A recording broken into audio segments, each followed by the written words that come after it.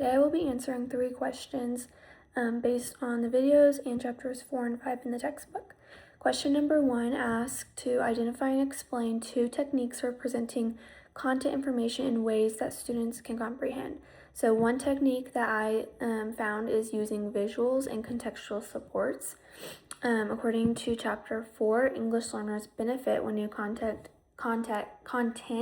is supported with visuals like pictures or graphic organizers, sometimes gestures, even like songs that rhyme. Also like things that they can actually put their hands on, like real life objects. This was also discussed in chapter 4 through the creation's concept of comprehensible input video. So when teachers provide visual support, students can understand the meaning even if they don't know what every word is. And then a second technique is whenever teachers do models while they think aloud.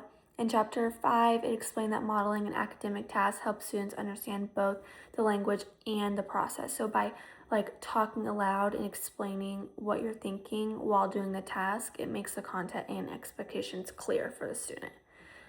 Question 2 was to discuss 2 ways to provide directions for completing academic tasks.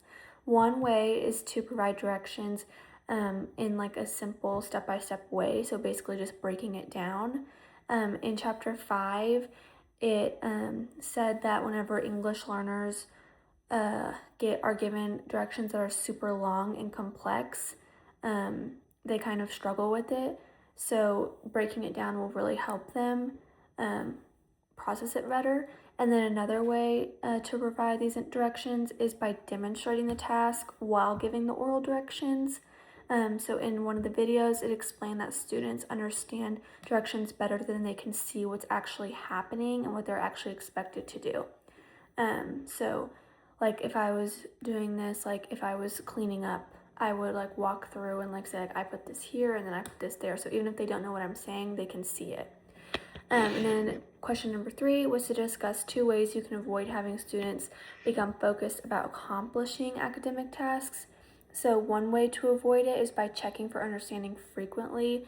In chapter 4, it said that teachers should not assume comprehension based on silence or nodding, and that we need to be asking questions, and we need to be like asking them like the directions to see if like they're actually understanding. And yeah, so we need to be regularly assessing comprehension throughout the whole entire lesson rather than just waiting until the very end. And then another way to prevent confusion is by maintaining consistent routines. So chapter 5 explained that predictable classroom structures help these learners focus on content because they already know the procedures in place, so they don't also have to think about that because it's already a routine for them, so they can just focus on what is being taught instead of how to clean up at the end of the day. So yeah.